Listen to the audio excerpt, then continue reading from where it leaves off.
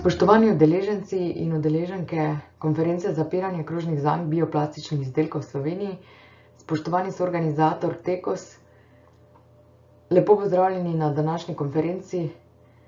Žal mi je, da ne morem biti z vami v živo. Sem Nina Meglič, koordinatorka strateško-razvojno-inovacijskega partnerstva Krožno gospodarstvo in vodja projektne pisarne na Štajerski gospodarski zbornici, ki je tudi upravičenka tega strateškega partnerstva. Strani Tekosa, ki je vsebinsko zasnoval konferenco, sem bila povabljena, da vam predstavim trenutno stanje in trende na področju bioplastike v Sloveniji. Preden pa zagrizemo v konkretno vsebino, bi rada nekaj besed namenila strateško-razvojno-inovacijskemu partnerstvu Mreže za prehod v krožno gospodarstvo, predvsem za tiste, ki nas še ne poznate in bi se morda želeli pridružiti našo sredino. To partnerstvo je soustanovljeno strani naše zbornice, Kemijskega inštituta in Fakultete za kemijo in kemijsko tehnologijo Univerze v Mariboru. Delujemo na fokusnih področjih, ki so trajnostna energija, biomasa in alternativne surovine, sekundarne surovine, funkcionalni materiali, procesi in tehnologije ter krožni poslovni modeli. Trenutno je v partnerstvu 87 članov, od tega 55 podjetij, 11 nevladnih organizacij in 16 razvojnih inštitucij. Storitve, ki jih nudimo tem članom, so projektno in poslovno svetovanje, prenos tehnologij, razvojne aktivnosti v sodelovanju z državo, izobraževanja, konference, internacionalizacija, promocija članov in oblikovanje verig vrednosti. Strateška partnerstva so bila ustanovljena v okviru strategije pametne specializacije in so v bistvu orodje za uresničevanje ciljev te specializacije. Smo podaljšana roka države, z državo snujemo razvojno politiko na prioritetnem področju krožno gospodarstvo. Torej, vsebina današnje prezentacije je osredotočena na stanje in trende na področju proizvodnje bioplastike v Sloveniji. Seveda je bilo najbolj smiselno najprej narediti neko analizo trga, pri čemer sem bila zelo presenečena, saj nekih celovitih podatkov ali pa neke baze proizvajalcev ter statistike o količini proizvedene bioplastike v Sloveniji ni. Nekaj znanja imamo zaradi naših članov, ki sodelujejo v strateškem partnerstvu Krožno gospodarstvo. Kontaktirala sem tudi kar nekaj razvojno-raziskovalnih organizacij, ki se s tem ukvarjajo, pa žal tudi one te informacije nimajo zbrani. Zato sem se na koncu odločila v bistvu, da si pomagam seveda z gospodom Googlom in nastavila seznam podjetij, ki so tukaj našteta. Vsekakor ne izključujem možnosti, da sem koga spustila. So pa to podjetja, ki so se pojavila v več virih, tako da jih kaj dosti več kot to predvidevam, da ni. Pa si kar poglejmo vsak posamezen primer. Podjetje Ekoplastik proizvaja biorazgradljive vrečke. Podjetje Ekopak proizvaja okolju prijazno embalažo, narejeno iz polistirenskih folij in namenjeno pakiranju vseh vrst živil.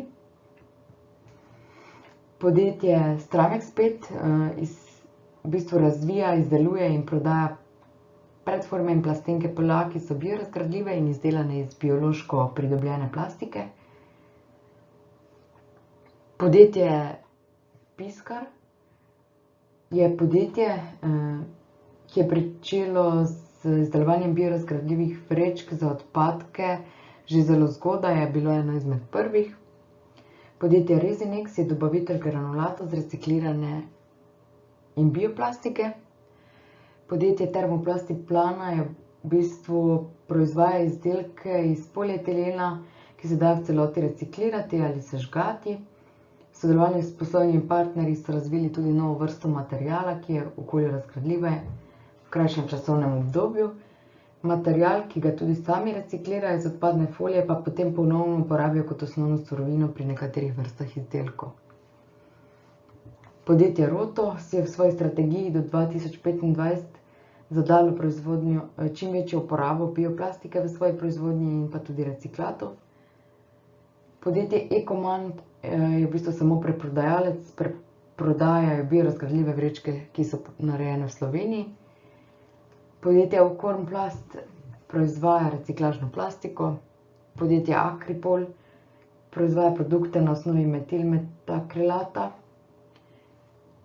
Podjetje Tosama je verjetno vsem kar znano in proizvaja biorazgradljive higienske izdelke. Mar je podjetje, ki surovino za njihove biološko razgradljive polimere pridobiva iz obnovljivih virov, kot so koruza, pšenica, soja, krompir in palmovo olje. Tako da njihove izdelke, ki so narejeni iz nekih biomaterialov, v bistvu predstavljajo snovi, s katerim se preživljajo mikroorganizmi. Podjetje Istost je razvilo embalažo z bioplastike za Nelipot. Podjetje Miniplast je razvilo embalažo za sekundna, anaerobna in šolska lepila, katere osnova je sladkorni trs. Amba proizvaja embalažo za pakiranje kave, tako da so v bistvu njihove vrečke iz folij, ki so certificirane za kompostiranje. Podjetje oziroma zadruga Konopko proizvaja oziroma izdeluje izdelke iz industrijske konoplje. Evergreen je tudi najbrž vsem kar poznano, je pa podjetje, ki proizvaja krožnike, kozarce iz tudi biorazgradljivih materialov. Kogar se mogoče na tej prezentaciji spustila je še podjetje Lavic Tuba. Oni pa proizvajajo bioosnovan in biorazgradljiv barierni material za uporabo v embalaži.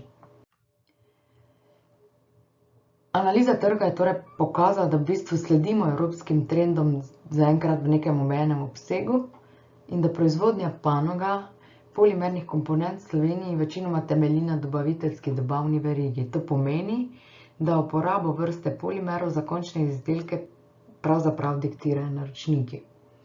Večinoma torej mi še vedno uvažamo biopolimerni granulat iz tujine. Problematika na področju bioplastike v Sloveniji bi torej lahko bila definirana oziroma osredotočena na naslednje točke. Ključno je, da sledimo izvoru surovin za proizvodnjo bioplastike, se pravi, da dejansko vemo, od kod so naši dobavitelji pridobili surovine, da ne pride do greenwashinga, se pravi nekega pojava, ki ga poznamo v okoljski greenwashing ali zeleno zavajanje. To je v bistvu izraz, ki pomeni širjenje zavajajočih informacij o praksah nekega podjetja. Želijo nas prepričati, recimo, da so okolju prijazni, pa v resnici niso. Veliko denarja pa vložijo v te oglaševalske kampanje, ki nas prepričujejo, da so pravzaprav proizvodi, cilji in politika organizacije okolju prijazni. Druga točka tega poglavja so razvoj tehnologij za proizvodnjo. Tudi tu je še veliko manevrskega prostora in vedno več se v to tudi vlaga, spodbuja strani države, kar opazujemo tudi pri naših članih. Proizvodnja bioplastike je še vedno precej stroškovno neučinkovita, tako da je tudi to en faktor, ki vpliva seveda na sam razvoj te panoge, in zato so spodbude strani države ključnega pomena. Zelo dobro je, da se naredi tudi presoja vpliva na okolje skozi celotno oskrbovalno verigo, ravno zaradi vseh teh predhodnih točk, ki sem jih omenila. In pa, kot vemo, biorazgradljiva plastika je lahko bioosnovana ali pa ne. In ključno je torej, da pač ločimo med bioosnovano in tisto, ki ni bioosnovana, ter da to preverimo pri sami uporabi surovin oziroma materialov, na podlagi katerih potem izdelujemo proizvode v Sloveniji. Trendi.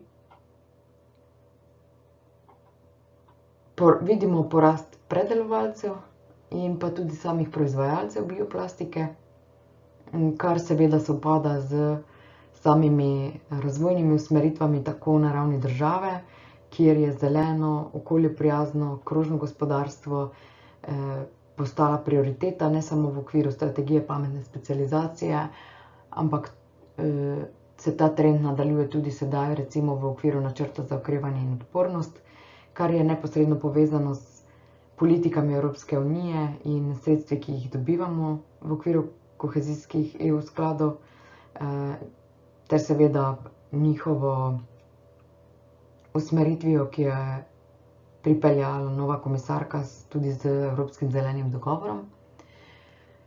Drug trend pa je tudi porast povpraševanja po izobraževanjih na to tematiko,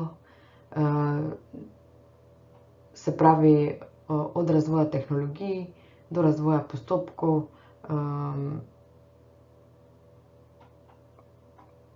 načina proizvodnje, predelave, uporabe materiala, razvoja materiala. V glavnem tudi med našimi člani v strateškem partnerstvu opažamo, da taka znanja so vedno bolj zaželena. Tako da se nadejamo, da se morda spet srečamo čez eno leto na podobni konferenci in da bo do takrat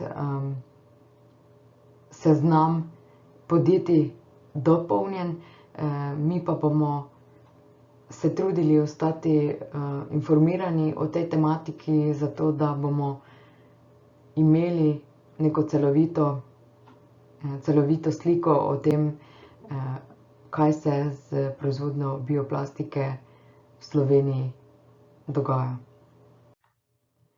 Hvala za vašo pozornost. Želim vam še naprej uspešno konferenco. Vkolikor pa se pojavijo ob moji prezentaciji kakršnakoli vprašanja, pa sem na voljo tako na mailu, kot tudi na telefonski številki, ki jo vidite trenutno prikazano. Vljudno vabljeni pa, da si ogledate našo spletno stran Strateškega razvojno-inovacijskega partnerstva Krožno gospodarstvo, kjer so predstavljene naše vsebine, naši člani in pa njihove dobre prakse. Hvala in lep dan še naprej.